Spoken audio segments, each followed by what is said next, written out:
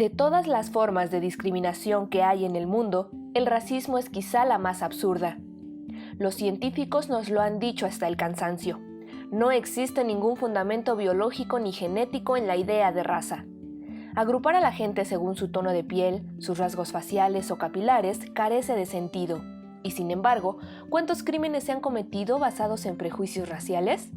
El racismo facilita la división y la opresión del otro, como ocurrió con los judíos, pero también con los tutsis, los gitanos y los chichimecas. En México, bajo el cobijo del mito de una nación mestiza, se ha sometido silenciosamente a la mayoría de los pueblos originarios.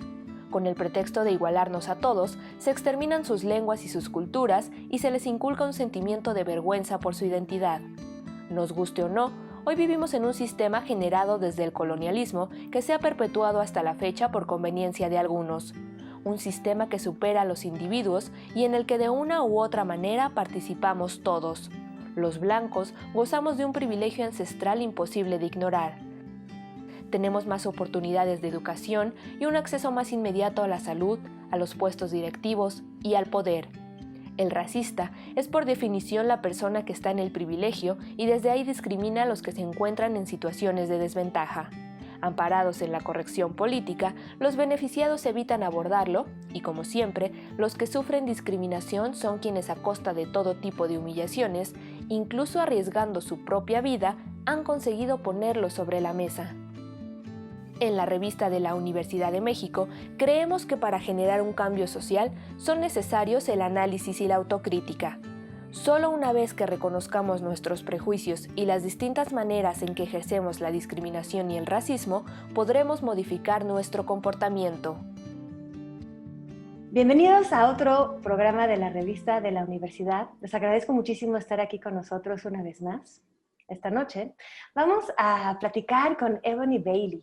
Ella es una cineasta estadounidense que ha filmado dos bellos documentales. Uno corto titulado Entre Fronteras, Migrantes Negros en México, y uno más largo que bautizó Jamaica y Tamarindo.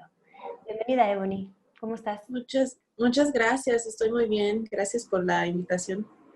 A ver, descríbenos un poquito más quién eres. ¿Cómo te describirías en cuanto a origen? Pues yo soy Ebony, yo soy de California, de un pueblo como en el Valle Central de California, y me adscribo como Blaxican. Eso quiere decir que soy negra y mexicana, porque mi mamá es mexicana-americana y mi papá es afroestadounidense.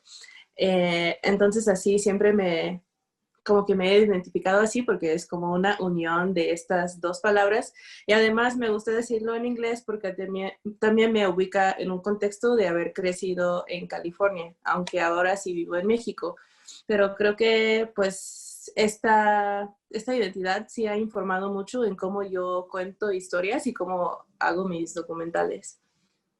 Ahí la palabra Mexican, Blaxican, que usas, pero está negrochicana e incluso afromexicana. Sí. ¿Todas dicen lo mismo o describen realidades diferentes?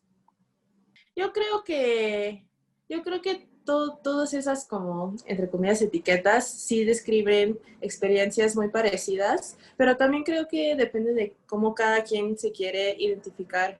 A mí me gusta Blaxican porque es una palabra que yo pensé que inventé cuando tenía como 11 años, y recuerdo que cuando tenía así 12 años y busqué Blaxican en Google y lo único que salió fue como un puesto de comida en Georgia, en el estado de Georgia, y un rapero que se llamaba como Kino the Blaxican, algo así, y ahora sí salen muchas más cosas, pero luego también he conocido a personas que se identifican como afrochicanos o negrochicanos, y creo que eso también es muy válido, es una experiencia muy parecida a lo Blaxican. Como que a mí no me sale tan natural decir chicana porque como que no crecí mucho con esa identidad o como esa etiqueta en mi mundo, pero aquí ahora que vivo en México sí lo uso un poco más, como digo, o soy Blaxican o soy afrochicana, porque también siento que es una manera aquí en México para que la gente me pueda ubicar y no confundirme con alguien afromexicano, que es alguien que sí nació y creció aquí en México y sí tenemos experiencias parecidas, pero también tenemos contextos distintos de dónde crecimos, también en dónde está construido como el racismo y la racialización de cada país es muy distinto y por eso me gusta también como quedarme firme en mis identificaciones para también la gente vaya ubicando los diferentes contextos y la diversidad de la negritud que existe en este continente. Para ver un poco esta diversidad, antes de volver a México, donde investigaste precisamente pues la presencia, ¿no?, negra, quisiera saber un poco de la comunidad en la que creciste. Sé que tu madre es mexicana y tu padre es afroamericano. Sin embargo, creciste en una comunidad latina en Estados Unidos. ¿Hay racismo dentro de esa comunidad? Sí, claro, hay racismo en todos lados, pero sí, como Nos da risa, pienso, pero es un horror. exacto, es triste que nos da risa porque sí es un horror y sí es algo que que tenemos que tomar muy, muy en serio, pero sí, yo creo que como uno que en mi comunidad sí es como muy mexicana, chicana y también es muy, como que también hay muchas personas como blancos anglos que son como apoyantes de Trump. Entonces hay como dos lados, ya de por sí como esos dos lados ya es como una comunidad que es mexicana, chicana, muchas personas indocumentadas y por otro lado hay como no muchos, pero así como una cantidad decente de personas que son como apoyantes de Trump, como que no les da miedo decir cosas medio racistas de vez en cuando. Mi mamá es peluquera y a veces sus clientes dicen cosas que ella dice, wow, y como que luego se cuestiona si debe de seguir haciendo su cabello y cosas así, ¿no? Entonces, por ese lado, hay ¿cómo lo diría? Como contexto de racismo. Y luego también, como ya si yo, por ejemplo, que yo soy negra y que yo soy como de las únicas personas negras que está en ese pueblo o que creció en ese pueblo, pues sí me tocó como mucho bullying y más como por el lado de mis compañeros chicanos y mexicanos, porque todas las escuelas en donde yo crecí eran como casi 100% latines, mexicanos, chicanos. Y y sí, pues como eso de que se burlan de ti en español pensando que no, que yo no iba a entender, diciéndome como sí, insultos y así por el color de mi piel. Y creo que sí tiene que ver como un poco con como antinegritud o esta invisibilización de las personas negras en México que también como esa parte que ha exportado a la comunidad mexicana en Estados Unidos. Y también como que creo muchos estereotipos que ves en los medios de las personas negras y si tú llegas de un país a Estados Unidos y solo ves puros estereotipos de personas negras en la tele, entonces tú vas a tener una percepción de las personas negras que están en tu alrededor y creo que eso sí me tocó mucho especialmente cuando era niña y como mucho del bullying y eso. Pero también como que los mismos mexicanos en Estados Unidos también sufren racismo y tenemos muchas cosas en común y pues yo también soy mexicana, entonces como que yo soy más invertida o como que tengo más inversión en la unión entre las comunidades Black and Brown, como dicen allá, porque creo que sí, como a pesar de todo eso del racismo, de la división de la antinegritud, sí hay muchas cosas que nos unen y creo que debemos de, sí, seguir como viéndolo así, que estamos unidos.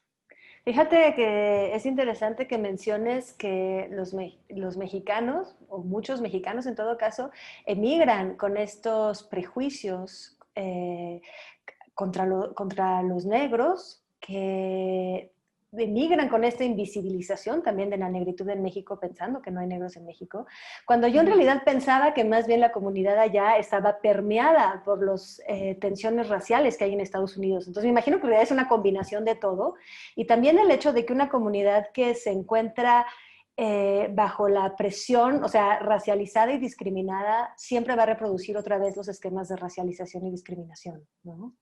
Que es quizá bueno, la tragedia que nos hacía un poco reír al principio, porque la humanidad, pues parece que no hay salida al racismo precisamente por eso, ¿no? Porque es un esquema que se reproduce siempre.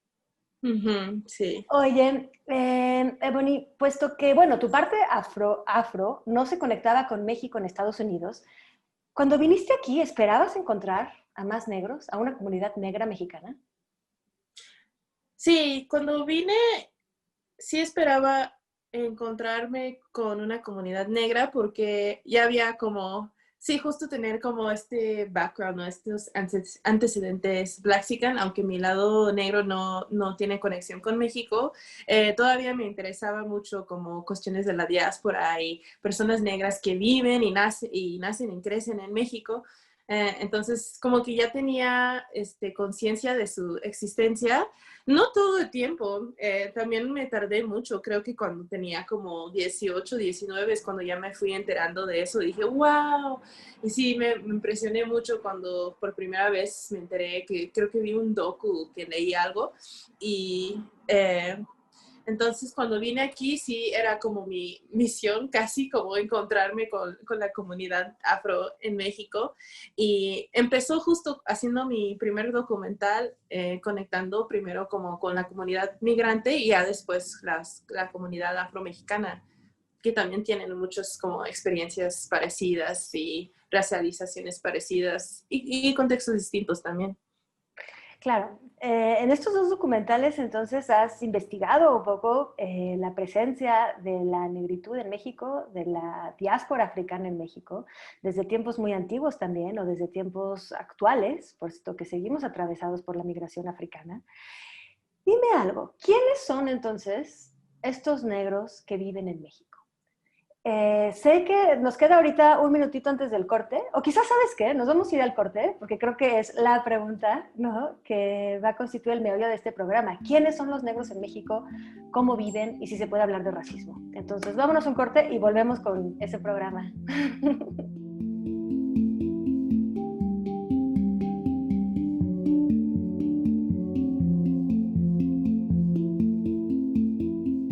Estamos de vuelta en el programa, en la revista de la universidad con Ebony Bailey. Y nos fuimos con la gran pregunta. ¿Quiénes son los negros que viven en México? Ebony.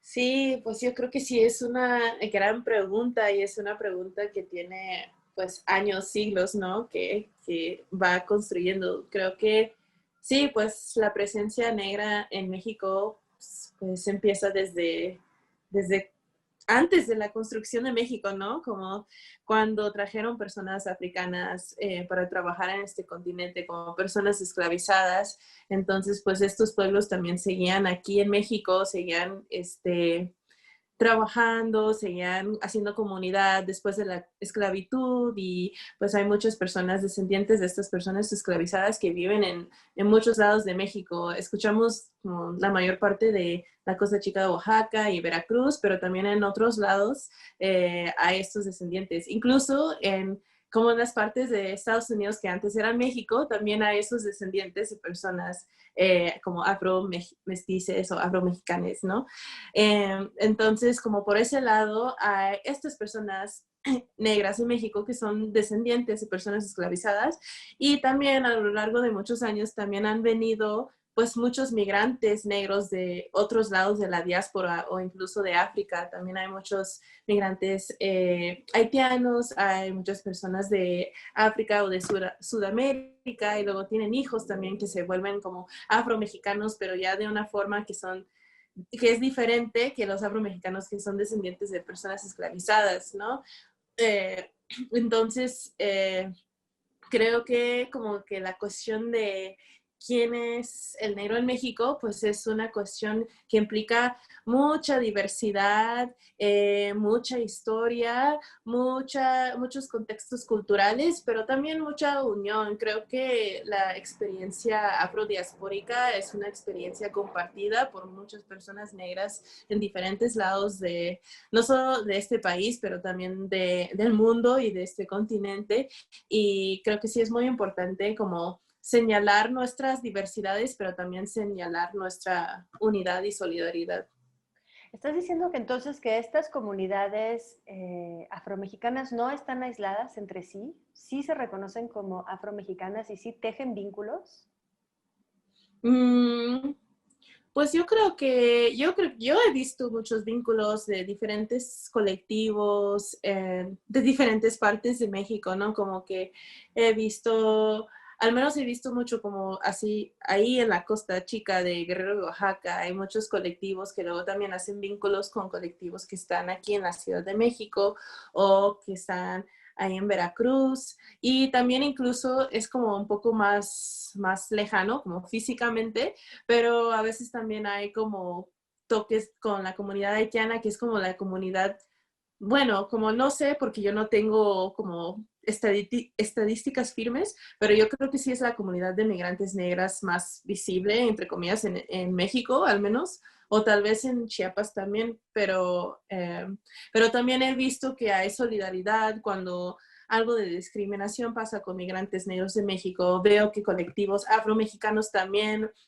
van a denunciar y cosas así, ¿no? Y creo que esos vínculos siguen tejiendo y creo que es muy bonito, ¿no? También como que siento que sí hay una percepción de que pues los negros solo están en Guerrero de Oaxaca y tienen su vida y así, ¿no? Pero también están vinculados con otras personas, incluso dejen vínculos con personas indígenas que también viven ahí y se necesita visibilizar también más estos vínculos que la comunidad negra y afro tiene Claro, entre probablemente, o sí. sea, como tenemos la geografía mental, digamos, de estas comunidades, sí es Costa Chica, Veracruz, para las comunidades que llegaron, para los negros que llegaron con la esclavitud, o por lo menos esclavos que escaparon y llegaron a las costas mexicanas para establecerse, mientras que las nuevas comunidades negras, las comunidades migrantes, pues están en las fronteras, están en Chiapas, con toda la gente que viene de Camerún, por ejemplo, vienen muchísimos ahí.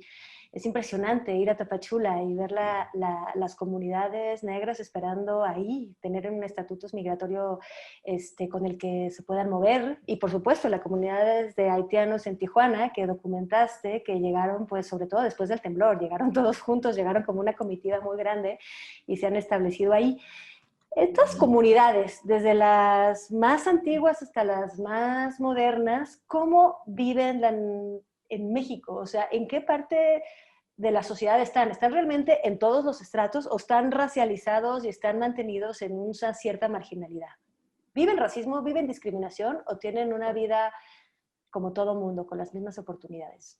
Mm, También otra buena pregunta. Yo creo que, bueno, yo puedo hablar de mi experiencia y también de cosas que he observado. Creo que sí, como que si vemos también como, por ejemplo, como los estatus socioeconómicos de las comunidades, incluso como en la Costa Chica de Guerrero y Oaxaca, son de las comunidades más pobres económicamente del país, ¿no? Como entre esas comunidades. Y también sí vemos como pues toda esa lucha que han tenido los migrantes negros, los migrantes africanos, que han habido manifestaciones por parte de migrantes africanos en Chiapas, ¿no? Por la discriminación que reciben, por la falta de movilidad que tienen en el país. Yo también he visto eso, incluso como mi propio cuerpo, de que yo no puedo viajar, aunque yo sí tengo como ese privilegio de tener un pasaporte gringo, un pasaporte estadounidense.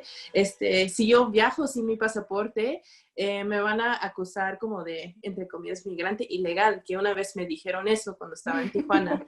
Sí, y sí, como que no puedes viajar con, entre comillas, libertad, siendo una persona negra sin te acusan de ser como hacer cosas de fraude o de ser sospechoso o de ser que estás como siendo una persona, entre comillas, ilegal. Y es como, no sé, te limita de una forma. También he visto eso con mis amigos afromexicanos, ¿no? Que luego viajan o de Oaxaca a la Ciudad de México o incluso de la Ciudad de México hacia más norte y luego les paran como en las estaciones de bus o en los aeropuertos diciendo que no, ¿cómo es que un negro puede ser mexicano, no? Y ese como perfilamiento creo que sí es muy común aquí en México de diferentes cuerpos negros. Hace poco unos amigos de una amiga, unos amigos haitianos de una amiga afromexicana estaban como sacando dinero de un cajero para mandar dinero a su familia en Haití y las autoridades les pararon y les detuvieron y por como creo que más de un día y así, porque se veían sospechosos, ¿no? Al menos lo que me dijo mi amiga.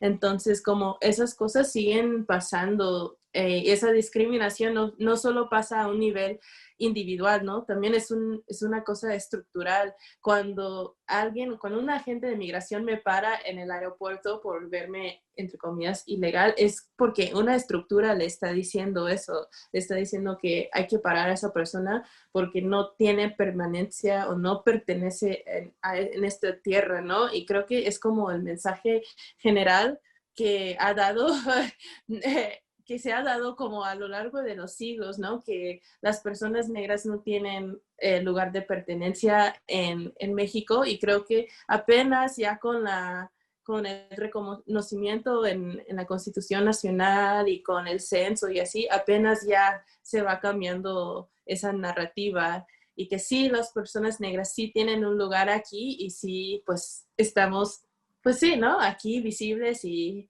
estamos también tomando como un lugar en el mapa de visibilidad. Algo, precisamente tratas de aportar un grano de arena, me parece, a esa visibilidad, mostrando varias cosas de origen africano, entre otras la jamaica y el tamarindo en tu documental. Quería preguntarte en este documental, ¿a quién lo diriges? ¿Lo diriges sobre todo a las comunidades afromexicanas para que se reconozcan, para que tomen estos elementos y puedan construirse con identidad? ¿O es más para los que están fuera de la comunidad, más para los mexicanos? Los demás mexicanos, son igual mexicanos, perdón, pero me refiero para los mexicanos no afromexicanos. Yo siempre tengo como 3, 4 personas, no sé, como 3 o 4 personas como en mente cuando estoy haciendo documentales, especialmente Jamaica, sí tuve como, sí, audiencias particulares en mi mente, ¿no? Y primero sí, como que siempre estoy pensando en la comunidad negra, en la comunidad afromexicana, en la comunidad negra que vive en México, y como también la comunidad afrodiaspórica, porque hay muchas semejanzas también, justo con la jamaica y tamarindo vemos eso, ¿no? Que pues son ingredientes súper mexicanos, entre comillas, pero también son originarios de África y se usa mucho en África, ¿no? Una de las personajes es chef y ella es mexicana, pero su papá es de Senegal, entonces hace como a través de su comida, como que ves esa fusión, esa unión entre que también estos ingredientes se usan en África, se usan en Senegal.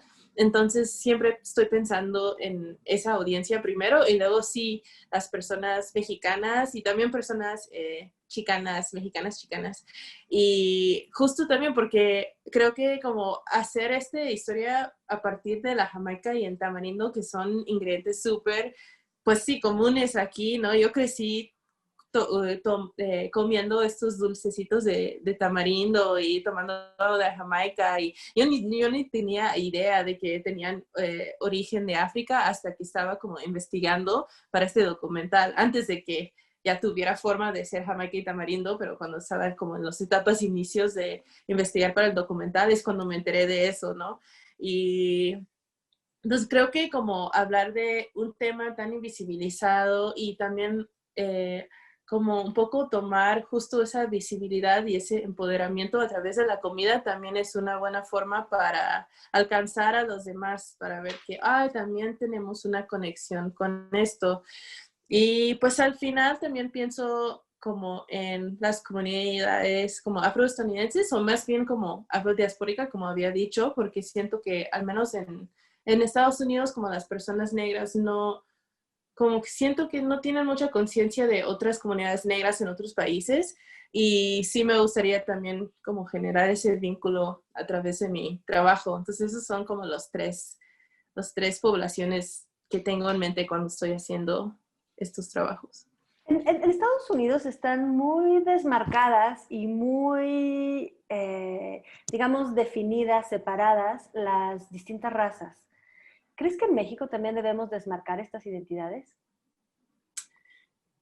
Mm, Interesante pregunta. Yo creo que no, pero sí.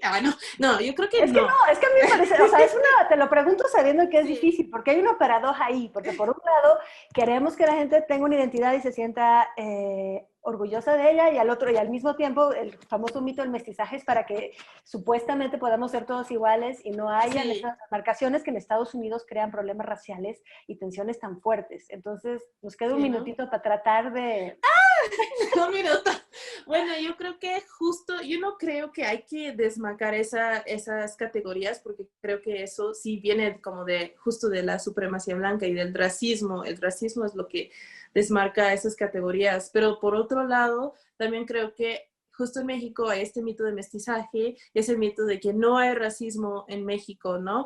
Aunque sí hay racismo, yo lo veo mucho en esta ciudad. Yo veo cuando si voy a Polanco se ve muy diferente que cuando voy a Iztapalapa, ¿no? Entonces, yo creo que es súper importante también señalar esas diferencias y marcar nuestras identidades y como que marcar nuestras identidades raciales y étnicas, pero desde un lugar de empoderamiento y no desde un lugar de categorizar y jerarquizar.